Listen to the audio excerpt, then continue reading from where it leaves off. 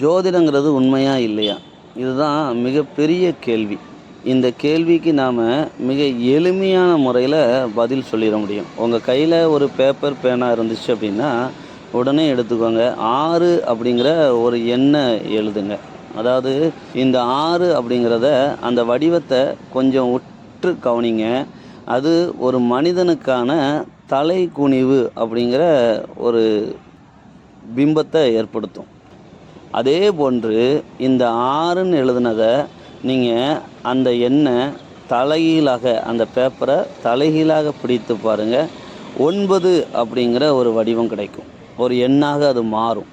அப்போது 6ன் தலைகீழி எண்ணானது 9 அப்படிங்கிறது மாறும். இந்த 9ங்கிற வடிவத்தை இங்கே நல்லா கவனிச்சிங்க அப்படின்னா அது என்னவாக இருக்கும் அப்படின்னா ஒரு மனிதனுடைய தலை நிமிர்வை குறிக்கும். இதே தான் நம்ம ஜோதிடத்தில் மிக எளிமையான முறையில் 6ஆம் பாவகமும் 6ஆம் பாவகத்தின் அதிபதியும் எதை கொடுப்பதற்கு கடமைப்பட்டவர் அப்படின்னா ஒரு 6ஆம் நோயையும் ஒரு மனிதனுக்கு தேவையற்ற நோயினையும் கடனையும் அவமானத்தையும் அதன் மூலமாக எதிரிகளையும் அதனோடு மட்டுமல்ல அடிமை வேலைகளையும் கொடுப்பதற்கு கடமைப்பட்டதாக 6 வருகிறது.